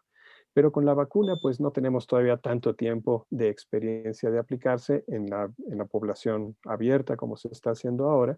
En los estudios de fase 3, en los estudios clínicos, también no se tiene tanta seguimiento de los estudios, de los voluntarios que participaron, pero por lo menos durante todo el tiempo que se hizo el seguimiento, 2 meses o 6 meses en el caso de la vacuna Sputnik, se mantuvo muy bien esa inmunidad, esa producción tanto de anticuerpos como de células específicas hacia las proteínas de la vacuna, que en este caso es proteína S, y que ayuda para evitar la infección. Sin embargo, para contestar bien esa pregunta, necesitamos más tiempo para ver realmente y hacer comparativos entre qué tanta inmunidad y qué tan duradera es por la infección activa o por la vacuna. Todos esperamos que sea mucho más intensa y mucho mejor la inmunidad después de la vacuna que después de la infección. Muchas gracias, doctor. Hay otra pregunta también que es recurrente de varios puntos de vista. Básicamente es si existe algún riesgo en vacunar a una persona que ha padecido COVID recientemente, puede ser asintomático o no, o que se infecte en el lapso entre la primera y la segunda dosis. Si existe algún riesgo para la persona y si existe alguna acción que altere la efectividad de la vacuna. Muchas gracias. También es muy, muy importante e interesante la pregunta. Hay muchas formas de verlo. Primero, bueno, si una persona ya tuvo el COVID y sale afortunadamente bien del COVID, ¿en cuánto tiempo después se le debe aplicar la vacuna? No hay todavía una recomendación universal. Varían mucho las recomendaciones de algunos países, de algunas organizaciones. En general, la mayoría habla de que, bueno, obviamente en el cuadro activo no hay que aplicar la vacuna, pero sí esperar, la gran mayoría está a favor de 30 días, 30 días después de que se haya recuperado de la vacuna. Algunos son un poco más cortos, 2, 3 semanas, pero la mayoría habla de 30 días después de salir del cuadro activo que se pueda aplicar la vacuna. ¿Por qué aplicar la vacuna? Porque aunque esperamos que durante la infección su sistema inmunológico se haya activado y haya producido anticuerpos y células de memoria, realmente no lo sabemos. No lo sabemos qué tanto lo haya podido hacer, porque hay personas que a pesar de infectarse, cuando se han seguido midiendo anticuerpos después de la infección, nunca han hecho la seroconversión, nunca han sido positivos. Entonces, no es lo más frecuente, pero pues no lo sabemos si quiénes lo van a hacer y quiénes no. Entonces, aplicar la vacuna es como reforzar la respuesta del sistema inmunológico y tratar de proteger más a esa persona, aunque haya tenido la infección. La mayoría sugiere o recomienda que no pase de 90 días, que no pase de 3 meses para que se aplique la vacuna. Y solamente en los casos que una persona haya recibido anticuerpos monoclonales o plasma de convalecientes, que puede bloquear inclusive más el efecto de la vacuna, entonces sí hacerlo después de los 90 días. Pero bueno, desafortunadamente en nuestro país no es tan frecuente usar anticuerpos monoclonales o plasma de convalecientes, pero sería quizá el único tratamiento que pudiera interferir con el efecto de la vacuna y ahí se recomienda al revés, pasar de 90 días para aplicarla. Y otra duda que se tiene, aprovecho por ahí esa pregunta, es si a las personas que tuvieron la infección y se les aplica la primera dosis en el tiempo adecuado o que creemos adecuado, si se les deba o no aplicar una segunda dosis. Hay estudios que hablan de que es mejor ya no aplicar una segunda dosis, que con una sola dosis puede ser suficiente en esa población que ya tuvo COVID, y otros que prefieren aplicarla para tener una mayor seguridad.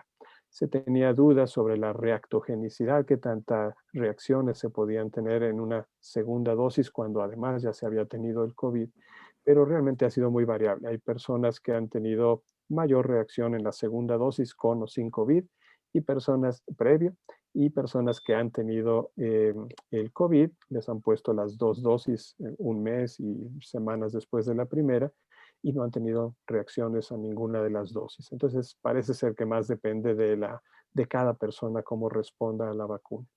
¿Y qué pasa en el intermedio? Las personas que entre la primera y la segunda dosis se contagian. Bueno, ahí yo creo que obviamente no se pueden poner la segunda dosis porque están en el periodo de contagio, pero eso pues nos recuerda que la vacuna no da una protección inmediata. Hay casos muy tristes como el médico que falleció hace poco después de haberse aplicado esa vacuna, pero no falleció por la vacuna, él y su esposa, sino más bien por el contagio que hubo después en ese periodo entre la primera y segunda dosis. Pero el problema no es en sí de la vacuna, sino que no debemos de bajar la guardia porque la protección que nos da la vacuna no es inmediata. Siempre me gusta pensar que después de cada aplicación es un mes después cuando logro tener esa protección para estar más seguros. Muchas gracias, doctor. También hay una pregunta recurrente sobre qué recomendaciones daría para personas que tienen antecedentes de alergia a algún medicamento como penicilinas o sulfas. ¿Qué hacer con nuestros pacientes? Muchas gracias, doctor. Hasta ahora no hay una contraindicación. Están en la zona, bueno, depende primero de qué tipo de reacciones y depende si realmente fue una reacción al medicamento. Para eso yo creo que es bueno que acuda con un alergólogo, un especialista en alergia, para que él vea qué tipo de reacción fue, si realmente es responsable ese medicamento. Sobre todo lo vemos en niños y a veces en adultos, que hay muchos exantemas, por ejemplo, en niños, exantemas virales que pueden coincidir con la administración de un medicamento y no necesariamente ser una reacción al medicamento. Lo mismo puede ocurrir en adultos, a veces cuadros de urticaria que están activos y cuando toman otro medicamento pensamos que se exacerba la urticaria, pero realmente era parte del cuadro que estaba ya presentando de urticaria. Entonces, bueno, tiene que, de preferencia un especialista en alergia, ver si realmente tienen relación estos medicamentos. Y aunque se haya encontrado una real relación con el medicamento, hasta ahora no es una contraindicación, pero sí una precaución. Estaría en la zona amarilla, sobre todo si las reacciones han sido anafilácticas. No es lo mismo una reacción de urticaria solamente a una reacción anafiláctica. si ha sido una reacción anafiláctica, si es una zona amarilla que tiene que valorarse en cada caso, que tanto si se deba o no aplicar la vacuna. Sí se puede hacer, el CDC recomienda que sí se aplique y que se observe en vez de 15 minutos, 30 minutos.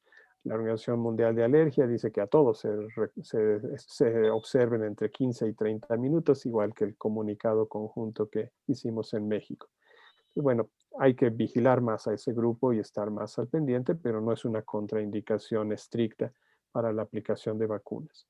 Y a veces lo que sí nos levanta señales de alarma es cuando una persona realmente ha tenido reacciones a muchos medicamentos que no parecen tener relación. Bueno, no es lo mismo tener reacciones a todos los derivados de la penicilina que tener reacciones a antibióticos y analgésicos y medicamentos que no están relacionados químicamente. Probablemente ese grupo con ese antecedente sean los que más tienen en factor común del polietilenglicol, porque ese polietilenglicol puede estar en muchas vacunas y medicamentos sin tener una relación química entre ellos de mecanismo de acción. Entonces, bueno, si es una persona que ha tenido reacciones a múltiples medicamentos que no tienen relación entre sí, también es una zona amarilla para evaluarlo si no hay problemas con el polietilenglicol o los polisorbatos. Muchas gracias, doctor. Hay muchísimas felicitaciones, realmente despertó mucho interés el tema, muchas gracias. Y una última pregunta, si hay alguna indicación especial para la aplicación en el embarazo en relación a los trimestres o las etapas del embarazo. Muchas gracias, doctor. Hasta ahora, bueno, ahí la recomendación oficial en casi todos los sitios es, pues, tratar de no aplicar la vacuna, sobre todo en el primer trimestre, pero realmente no se tiene ningún reporte de que pueda haber un efecto teratogénico o algún problema en el desarrollo de ese bebé. Sí, es realmente la recomendación de no aplicarla en el embarazo, o casi sugerencia, es porque no se tiene una evidencia de que tenga la misma seguridad y eficacia porque no se han estudiado esas poblaciones, mujeres en etapa de embarazo, lactancia o inclusive niños pequeños, niños más pequeños. Pero no es por evidencia de que tenga algún evento adverso, sino más bien por la falta de evidencia de que todavía no hay estudios. Y ya se están haciendo, ya hay AstraZeneca y Pfizer ya están haciendo estudios también clínicos en población embarazada y también lactante. Bueno, en periodo de lactancia. Y también en niños, también en niños de 6 años en adelante. Entonces, bueno, ahora la recomendación que la gran mayoría pone es que no se ponga como una contraindicación ni embarazo ni lactancia. La estrellita que le poníamos en el comunicado conjunto, de alguna manera quiere dar a entender de que si esa persona, si esa mujer en etapa de lactancia o en embarazo está en una población de mayor riesgo, por ejemplo, es personal de salud, trabajadora de salud, entonces es mejor que se proteja con la vacuna, porque el tener la infección le daría muchos más riesgos y complicaciones que el potencial reacción a la vacuna. Entonces es mejor protegerse para no tener problemas con la infección. Muchísimas gracias, doctor José Antonio Ortega Martel. Son muy buenas recomendaciones. Hay algunas preguntas pendientes, pero por obvio de tiempo vamos a terminar aquí la sesión de preguntas y respuestas. Hay muchísimas felicitaciones. Le mandan saludos de Pachuca, el doctor Baños Paz, la doctora Georgina Romo, el doctor Luciano, también le mandan muchos saludos. Y bueno, doctor Vigueras, doctora Rosy, le cedo la palabra. Doctor, muchísimas gracias, muchísimas felicitaciones. Es todo un éxito su ponencia y esperemos que usted pueda difundir a todo el país su conocimiento, su amor a la medicina, su amor al servicio. Muchas gracias. Le tenemos su reconocimiento, doctor, y nos hace el favor de darnos su correo electrónico para enviárselo, por favor. Con todo gusto y muchas gracias, doctora. Muchas gracias. Y gracias. Un placer contar con su presencia el día de hoy y sobre todo con su gran conocimiento de la materia, doctor. Muchas gracias. Y a todos los académicos, académicas, compañeros, amigos, muchísimas gracias por acompañarnos en esta sesión académica y los esperamos para la próxima sesión de marzo 16 del 2021 a las 20 horas.